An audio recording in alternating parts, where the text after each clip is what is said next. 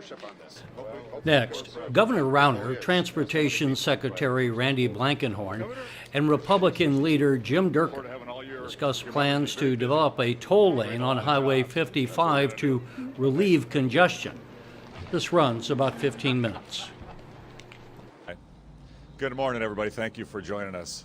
Today, we are requesting your help, the help of all the media and the people across the state of Illinois, to advocate strongly to move forward now on one of the most important job-creating projects that we can pursue as a state. We in Illinois need to expand our economy. We need to create more good-paying jobs for the people of Illinois. One of the best ways we can do this is to invest in our infrastructure, to make sure we've got the best highway system in America. We are the crossroads, we're the hub of transportation across the United States, and we need to make sure that our roads are the best, that they are at maximum capacity so we can move our commuters, our freight, our hardworking people and businesses quickly and efficiently across the state of Illinois and across America.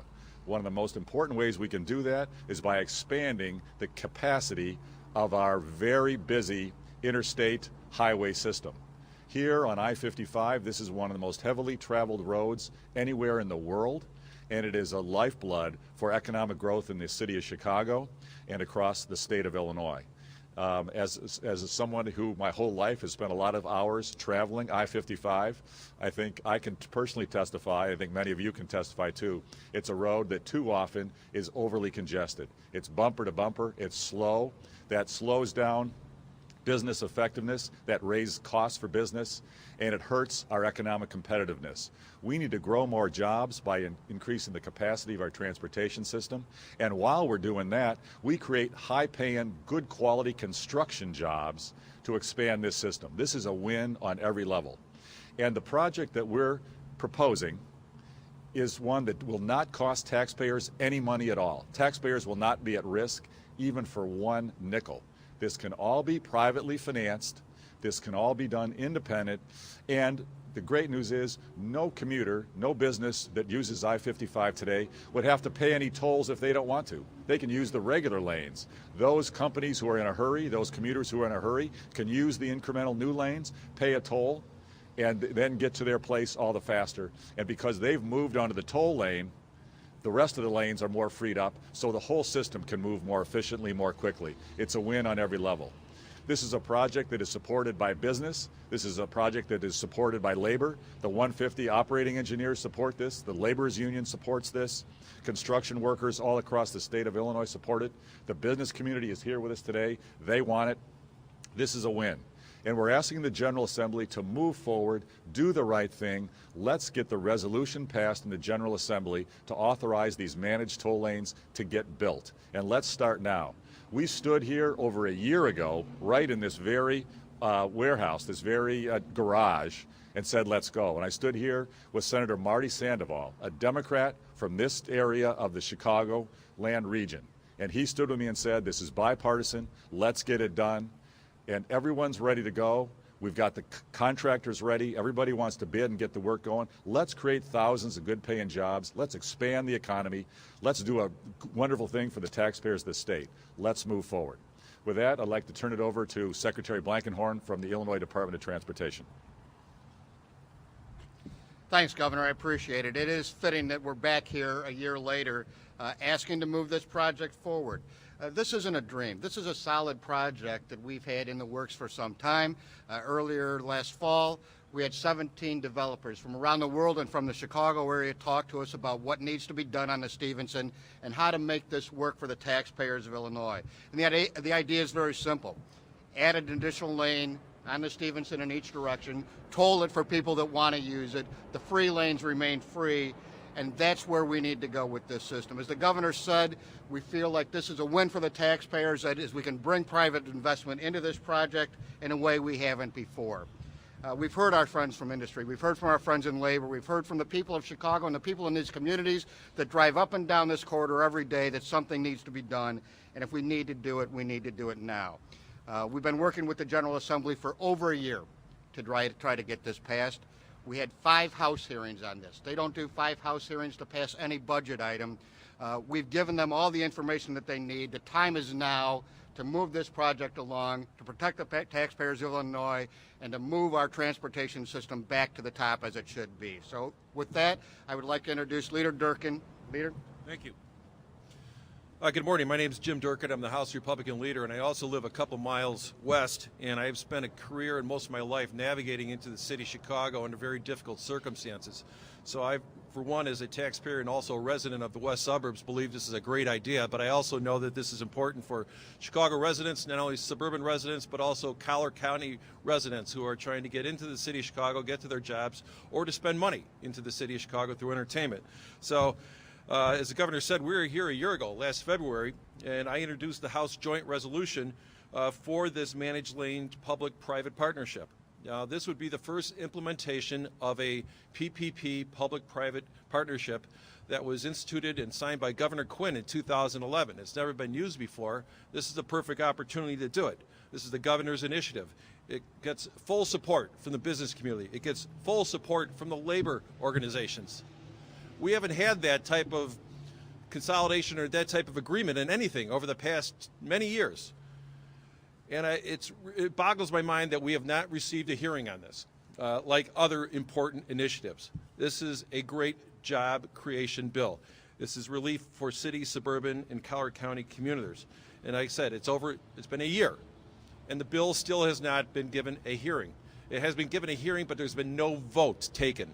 I'm afraid that the politics of Springfield, unfortunately, have gotten into great policies that we have been trying to move over the past year, whether it's the James R. Thompson Center or the Managed Lane Program. Both great initiatives for taxpayers, also for businesses, and for people who are in the building trades. But unfortunately, it's stopped dead cold. So it's my hope that we will be able to put some new life into this resolution and get this passed immediately, because the clock is ticking, and it would be very unfortunate if we were to pass this resolution and not see the light of day in Springfield, because it would be a disappointment for everybody in this region, but also for the labor organizations and also the business communities who've come together for such a strong, cooperative approach towards this. Thank you. Yeah.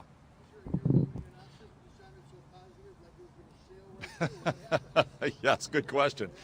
I think if you all would ask the Speaker what happened, if you all would ask the members of the General Assembly what happened, that would be great. Senator Sandoval, I know, is not happy that this hasn't gone forward. There are many Democrats in the General Assembly who are not happy. I think it's a time to ask the Speaker, why are we holding this up? What is the delay? Why are we creating barricades to job creation? Same thing, why have we held up selling the Thompson Center? We proposed this a long time ago. Selling that and tearing it down could create thousands of construction jobs in downtown Chicago. And we could save taxpayers hundreds of millions of dollars by selling that land to a private developer. And we could save operating costs because we could put the members of the government in cheaper office space than the Thompson Center itself. Attorney General Lisa Madigan has wanted to move out of the Thompson Center. Secretary Jesse White wants to move out of the Thompson Center. And Speaker Madigan and President Cullerton have already moved out. They moved out years ago, and they'll admit in private the place is terrible. They've already left. Why won't they let us sell it? What is going on? And why has the Speaker not allowed us to do a fair foundation in Springfield? He's blocked it. Every other state around us has it. It could create hundreds of construction jobs, promote tourism in Springfield, promote agriculture selling products. He's blocked a fair foundation for the state. Why is Speaker Madigan and the caucus that he controls in the General Assembly blocking progress for the state? You asked a great question. We should ask him and get a real answer.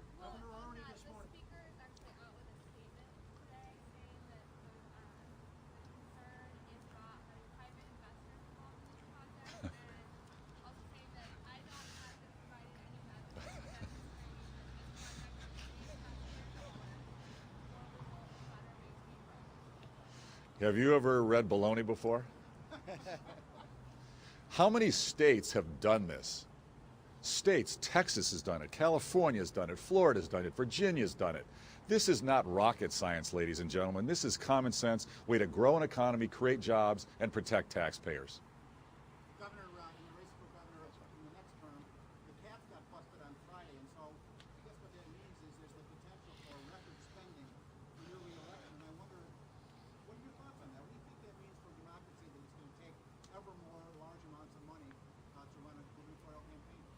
It's, you know, politics is rough and tumble in Illinois and across America. Don't spend a lot of time focused on it. What we've got to do is grow jobs in Illinois. We've got to protect taxpayers in Illinois. We got to get term limits on our elected officials. We got to get fair maps so we can have competitive general elections. And I can say that everybody who's talking about running on the other side of the ticket, on the other side in the other party, is a continuation of the status quo. They're not proposing any new ideas to grow jobs. They're not proposing any new ideas to protect taxpayers. They're proposing tax hikes, income tax hikes, and they're proposing to continue to work for the political machine that's dominated Illinois for decades. That's not going to make things better. Yeah.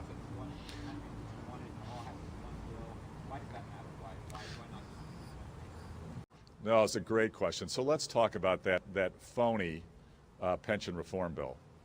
Okay, so that bill is exactly the policy that's caused the crisis in Illinois and caused the financial deterioration of the city of Chicago. There's no reform there. There's no taxpayer savings in that bill. And the pension is not protected and not fixed. Now let's talk about it. So what they did was the mayor worked with the laborers union and got them to say, let's put in a little bit more money from the employees, a little bit more, and have them take out more by retiring earlier. So it's pretty much a wash. There's no real net economic change, certainly no benefit for taxpayers, and no fundamental restructuring of the pension. No real change there. Then they put in a pension ramp, very small payments for 5 years, and then a big balloon payment in year 6. Year 6, 2023. Guess who's not going to be mayor in 2023? Who's not going to be mayor in 2023?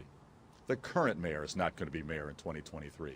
That's why they did it. All this is a system to dump the problem into the next elected official. No change, no protection of taxpayer, no fundamental reform. What they should be doing is saying, let's put that pension in with the other pension reform that we're doing that really will save billions of dollars over time for the taxpayers of Chicago and the state of Illinois. That's the right thing to do.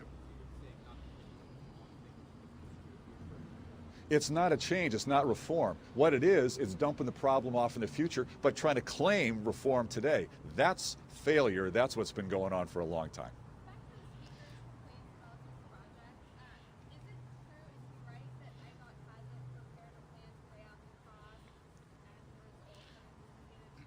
It's not true, and I'll ask Secretary Blankenhorn to talk.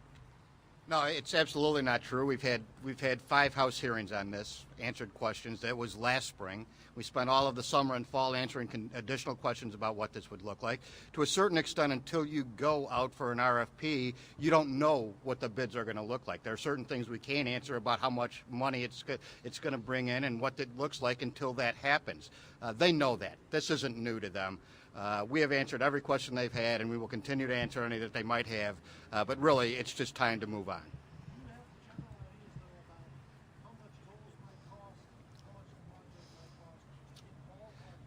Yeah, in ballpark figures, we think the project will be around $425 million.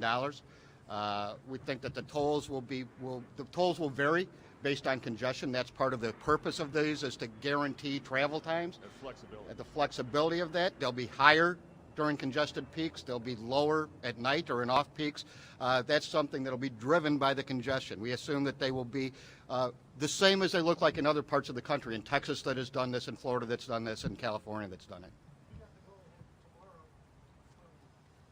Let's do that.